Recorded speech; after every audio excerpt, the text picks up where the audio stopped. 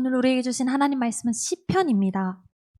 시편 37편 1절부터 7절까지의 말씀을 함께 봉독하겠습니다.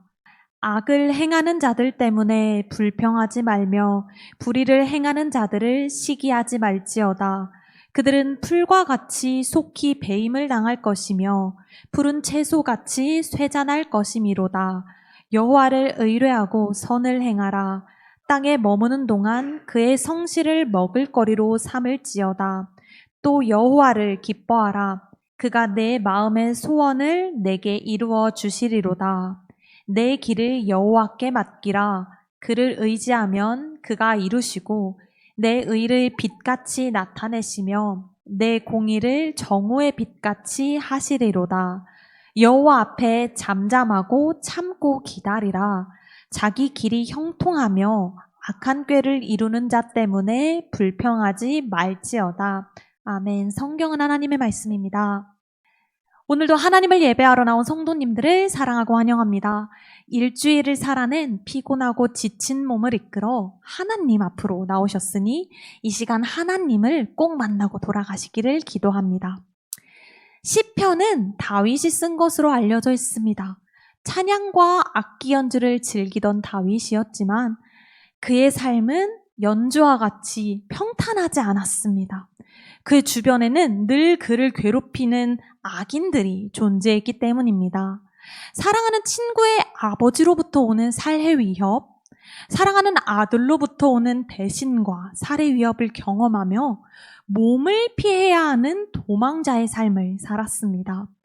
그래서 시편 전체를 보면 악인이라는 단어가 약 80여 회 사용될 정도로 그의 삶에는 악인이 지속적으로 등장하고 있음을 알 수 있습니다. 그리고 지금의 우리의 삶 역시 마찬가지입니다. 학교에서, 직장에서, 사회에서 나는 그리스도인으로서 주의 빛을 나타내며 살고 싶은데 우리 마음을 흔들고 불안하게 하는 악인이 존재합니다. 그럴 때마다 우리는 어떻게 해야 할까요? 오늘 함께 읽은 시편 37편은 다윗이 말년에 적은 지혜시입니다. 지혜시는 우리 삶의 지혜와 교훈을 주는 것이죠. 이 시대에도 여전히 악인으로 고통받는 우리에게 그는 이렇게 이야기합니다. 악을 행하는 자들 때문에. 다윗이 평생 마주하며 깨달은 악인은 어떤 사람들일까요? 옛 속담에서는 적을 알고 나를 알아야 이길 수 있다고 합니다. 악인이 무엇인지 세 가지로 함께 살펴보겠습니다. 첫 번째로 악인은 하나님이 없다고 여기며 살아가는 자들입니다. 다윗에게 가장 큰 악인이었던 사울, 압살롬의 공통점은 결정의 기준이 하나님이 아닌 자기 욕망, 자기 계획, 자기 이익에 있습니다. 그래서 시편 10편은 악인에 대하여 이렇게 말합니다. 그의 마음에는 하나님이 없다 하니 하나님을 두려워하지 않고 하나님의 말씀이 삶의 기준이 되지 않으며 결정과 선택이 하나님이 아닌 내가 되어 자기 중심으로 사는 사람이 바로 악인입니다. 두 번째로 악인은 죄를 두려워하지 않고 심판을 인정하지 않는 사람입니다. 이것을 영적 무감각이라고 할 수 있습니다. 그들은 죄를 지어도 불안하지 않고 하나님 앞에서 어떤 결과가 있을지 생각하지 않습니다. 그래서 시편은 그들의 마음을 이렇게 묘사합니다. 나는 흔들리지 않을 것이다. 나에게는 재앙이 없을 것이다. 죄의 무서움과 그 결과를 모르니 신경 쓰지 않고 계속해서 죄의 길로 나아가는 것입니다. 그래서 그들은 죄를 넘어서 하나님을 두려워하지 않기에 계속해서 죄 안에 거하며 자신의 행동에 거리낌이 없는 자들입니다. 마지막으로 세 번째, 악인은 자신이 가진 권력과 지위와 상관없이 불의와 폭력을 삶의 방식으로 삼는 자들입니다. 시편 37편은 그들의 모습에 대하여 이렇게 이야기합니다. 악인은 의인을 엿보고 죽이려 하며 칼을 빼어 가난한 자를 엎드러뜨린다. 하나님께서 우리를 창조하신 이유는 하나님을 사랑하고 사람들을 사랑하기 위함입니다. 그러나 그들은 하나님에 대한 두려움이 없으니 사람을 두려워하지 않습니다. 하나님을 사랑하지 않으니 사람을 사랑하지 않습니다. 자기 이익만을 우선시하여 다른 이의 존재를 파괴하며 살아갑니다. 그런데 우리가 신앙생활을 하게 되면 꼭 드는 의문이 있습니다. 하나님 없이도 성공하는 사람들은 왜 잘 될까? 나를 괴롭히고 타인을 괴롭히는 악인들이 왜 오히려 큰 소리치고 편하게 살아가는 것처럼 보이는 걸까? 다윗 역시 그것을 똑같이 고민하였고, 그래서 오늘 말씀 시작은 악을 행하는 자들 때문에 불평하지 말며로 시작합니다. 의인도 악인도 모두 다 이 세상을 살고 있기 때문에 누가 잘 되거나 형통하면 자동으로 비교하게 됩니다. 우리에게는 눈이 있고 이 눈은 가치를 판단하기 때문입니다. 그래서 악인의 삶을 보면 실제로 의인보다 더 쉽게 돈을 벌고 더 빨리 성공하며 더 당당하게 살아가고 있습니다. 왜냐하면 그들의 기준이 세상이기 때문에 세상이 요구하는 방식에 더 빨리 적응할 수 있고 그로 인해서 더 많은 부를 차지할 수 있기 때문입니다. 그런데 사랑하는 성도 여러분, 우리의 가장 큰 가치는 무엇입니까? 세상에서 자랑하는 것이 우리의 가치와 동일합니까? 성도에게 가장 큰 가치는 신실하신 하나님의 은혜와 예수 그리스도의 십자가 사랑입니다. 언젠가는 사라질 것들에 시선을 두지 마시기 바랍니다. 악인의 삶이 형통하기 때문에 우리가 흔들리는 것이 아닙니다. 우리가 시선을 그들에게 향하여 비교하기 시작할 때 우리의 감정과 삶이 흔들리는 것입니다. 세상의 가치를 악인들의 삶을 내 삶의 기준으로 삼는 우리의 시선을 거두어 하나님께 고정하시기 바랍니다. 우리는 그리스도인이며 우리의 삶의 형통은 세상에 있지 않습니다.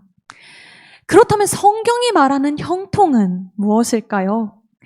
세상이 줄 수 없는 우리가 영원히 누릴 형통한 삶에 대하여 세 가지로 살펴보겠습니다. 첫 번째는 하나님과의 관계가 바로 서는 것입니다. 사랑하는 성도 여러분, 복이 무엇일까요? 잠깐 자랑을 하자면 지난달 열린 2025년 마지막 성경 골든벨에도 동일한 문제가 나왔습니다. 복에 대해서 적어보세요. 그런데 우리 아이들이 저희 한 20명 정도가 되거든요. 20명의 아이들이 모두 다 똑같은 답을 적었습니다. 복이 무엇입니까? 복은 하나님과 영원히 함께 있는 것입니다. 시편은 반복해서 의인에게 가장 큰 복이 하나님과 함께 있는 것이라고 이야기합니다. 시편 16편입니다. 내가 여호와께 아뢰되 주는 나의 주님이시오니 주밖에는 나의 복이 없다 하였나이다. 악인은 자기 욕망을 기준으로 삼지만 의인은 하나님을 가장 큰 기쁨과 기준으로 삼습니다. 하나님을 삶의 중심 가치로 삼고 하나님을 바라보며 하나님 안에서 만족하는 삶을 살아가는 것이 하나님과의 바른 관계가 세워진 삶입니다. 세상은 눈에 보이는 결과로 형통을 말하지만 성경은 하나님과의 관계가 형통의 핵심입니다. 하나님을 기준으로 살아가는 성도님과 하나님께서 매 순간 함께 하시고 걸어갈 모든 길을 인도하시기를 바랍니다. 두 번째로 형통한 삶은 하나님께서 그 걸음을 지키시는 안전함입니다. 의인의 형통은 삶이 물질적으로 풍요한 상태, 아무런 폭풍 없이 편안한 상태를 의미하는 것이 아닙니다. 환난과 고난이 있어도 무너지지 않는 마음입니다. 오늘 말씀 24절을 새한글 성경으로 읽어보겠습니다. 그가 넘어져도 내동댕이 쳐진 것은 아닙니다. 여호와가 손으로 떠받쳐 주시니까요. 하나님을 믿는 성도가 되었다고 해서 고난을 절대 겪지 않는 것이 아닙니다. 오히려 고난과 역경이 나의 믿음의 길에 더 많이, 더 자주 찾아올 수 있습니다. 구원 이전의 삶보다 마주하는 고난이나 더 이상 우리는 혼자 걸어가지 않습니다.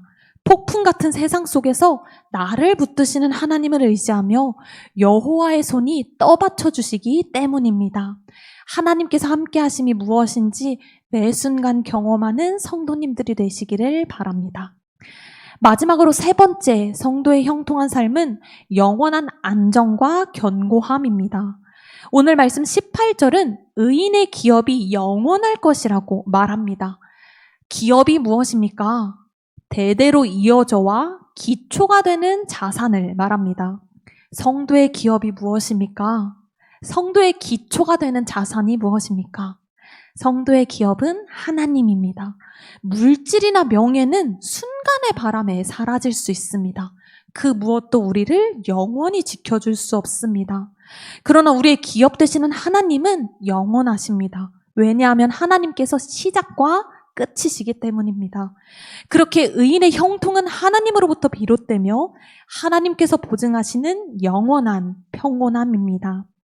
이것들을 정리하면 시편에서 말하는 의인의 형통은 하나님과의 바른 관계 안에 거하는 것, 고난과 역경 속에서도 하나님께서 붙드시는 안전함, 죽음조차 끊을 수 없이 영원히 지속되는 사랑입니다. 사람의 시선에서 상황이 잘 풀리고 잘 못 풀리고가 형통의 기준이 아닌 하나님께서 나의 삶 전체를 책임지시고 동행하시는 상태가 바로 성도의 형통한 삶입니다. 사랑하는 성도 여러분, 우리의 가치는 하나님께 있기에 악인이 가지고 있는 세상의 성공을 부러워할 필요가 없습니다. 우리는 세상의 방법이 아닌 하나님의 시간표대로 살아가는 자들이기 때문입니다. 그렇게 시편 37편에서 강조하는 것은 악인이 언젠가는 하나님 손에 망할 것이니까 그것에 소망을 두고 기대하며 살아가는 것이 아닌 전능하신 하나님이 나의 목자시고 나의 공급자이시며 나의 길을 인도하시는 분이시니 시선을 하나님께 고정하며 하나님을 향해서 걸어가는 것입니다. 시선이 하나님께 고정되면 다른 것은 눈에 들어오지 않습니다. 다른 이의 성공이 내 기준이 되지 않고 다른 이가 가진 것이 내 목표가 되지 않으며 악인의 삶이 나의 비교 대상이 되지 않습니다. 오늘 말씀 5절에서 6절은 말합니다. 내 길을 여호와께 맡기라. 그를 의지하면 그가 이루시고 내 의를 빛같이 나타내시며 내 공의를 정오의 빛같이 하시리로다.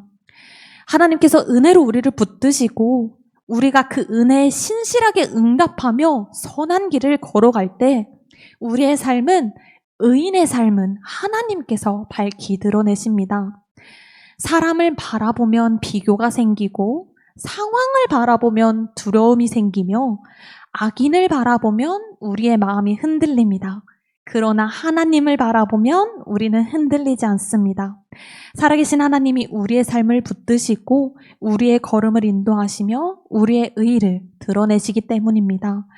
우리의 삶은 인간의 능력으로 완성되는 삶이 아닙니다. 하나님께서 시작하시고 하나님이 이루시며 하나님께서 완성하시는 삶입니다. 그러한 우리의 삶에서 우리가 해야 할 일은 하나님을 온전히 믿음으로 하나님께 시선을 두고 주를 의지하며 살아가는 것입니다. 그러면 하나님께서 우리 삶을 통해 그분의 선하심과 신실하심을 반드시 이루실 것입니다. 그러니 하나님의 복된 삶을 누리며 살아가는 성도님들이 되시기를 기도합니다. 성도님들께서는 시편 하면 어떤 것들이 떠오르시나요? 시편은 그 어떤 성경보다 찬양이 가장 먼저 떠오르는 책입니다. 제가 인터넷에서 챗 GPT한테 유명한 성경 구절인 여호와는 나의 목자시니 내게 부족함이 없으리로다가 속한 시편 23편을 모티브로 만들어진 찬양을 찾아줘라고 적었더니 금세 50곡을 찾아내더라고요. 그만큼 시편을 이용한 찬양이 많으며 사람들이 시편을 찬양으로 즐겨 부른다는 것입니다. 왜 시편을 좋아할까 곰곰이 생각해보니 시편이 나를 위로하는 말씀들이라고 느끼기 때문인 것 같습니다. 그런데 그 위로의 말씀들, 시편을 살펴보면 모두 이렇게 고백합니다. 창조주 하나님은 선하시며 그 인자하심이 영원함이로다. 그 고백이 모두 하나님이 누구이신가를 되새기는 고백인 것입니다. 사랑하는 성도 여러분, 우리가 붙잡아야 할 위로는 감정적인 토닥임이 아닌 언약을 지키시는 하나님을 다시 바로 보는 데서 오는 위로입니다. 하나님이 어떤 분이신지 깊이 기억하고 인정하는 것, 그것이 바로 신앙인의 위로의 시작입니다. 단순히 내 감정을 달래는 말씀이 아닌 하나님의 선하심을 기억하며 하나님의 사랑을 생각하며 다시 하나님께 나아가도록 이끄는 것이 시편입니다. 그런데 이러한 시편에서 가장 많은 부분을 차지하는 내용은 다름 아닌 애통과 간구의 시입니다. 여기서 애통과 간구는 단순한 고통의 외침을 넘어 언약 백성인 이스라엘이 언약의 하나님께 드리는 신뢰의 부르짖음입니다.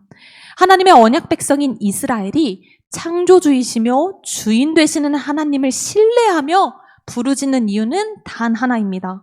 하나님이 우리의 하나님이시기 때문입니다.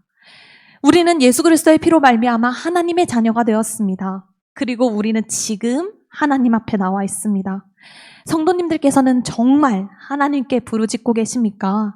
나의 삶이 흔들릴 때 다른 사람에게 카톡을 보내기 전에 챗 GPT에게 상담을 하기 전에 먼저 나의 하나님께 울부짖고 나의 하나님께 기대고 나의 하나님께 소망을 두고 계신가요? 오늘 말씀 속에서 다윗은 분명하게 이야기합니다. 너의 길을 여호와께 맡기라. 그를 의지하면 그가 이루시고. 이는 단순히 세월이 흘러가서 나온 지식이 아닌 평생 하나님의 신실하심을 그가 경험했기 때문에 할 수 있는 고백입니다. 특별히 지금은 대림절의 기간입니다. 하나님께서 우리에게 예수 그리스도를 보내심을 믿고 소망하는 시간입니다. 하나님께서 아들을 주신 것은 주실 수 있는 것들 중에서 가장 큰 것을 주셨다는 이야기입니다. 우리를 죄에서 구원하기 위하여 하나밖에 없는 아들을 내어주신 하나님께서 우리에게 어찌 모든 것을 은혜로 주지 아니하시겠습니까? 가장 적절한 때에 가장 선한 방식으로 채우시는 하나님께 나의 시선을 고정하시기 바랍니다. 영원하신 하나님께 소망을 두고 살아가시기 바랍니다. 세상은 흔들려도 하나님은 흔들리지 않습니다. 사람의 감정은 시시각각 변하여도 하나님의 사랑은 변하지 않습니다. 우리의 마음은 연약하여 자주 흔들리고 계속해서 넘어져도 하나님의 성실하심은 내가 하나님을 만난 그 순간부터 지금까지 한결같습니다. 그러니 사람의 말이 아닌 하나님의 말씀이 나의 기준이 되며 세상의 평가가 아닌 하나님의 시선이 나의 정체성을 결정하고 그 어떤 것보다 하나님의 사랑이 나에게 가장 큰 가치가 되어 하나님께 소망을 두는 성도님들이 되시기를 바랍니다. 세상은 문제없는 상태를 형통이라고 이야기하지만 하나님께서 우리에게 주시는 형통은 문제를 없애는 것이 아닌 그 문제 한복판에서 하나님께서 우리를 붙드시는 은혜와 사랑을 경험하는 것입니다. 우리의 피난처, 우리의 비빌 언덕, 우리의 구원이신 하나님께 부르짖음으로 내 삶을 가장 선한 길로 인도하시고 이루어 가심을 두 눈으로 보는 은혜와 사랑을 누리시기를 간절히 기도합니다.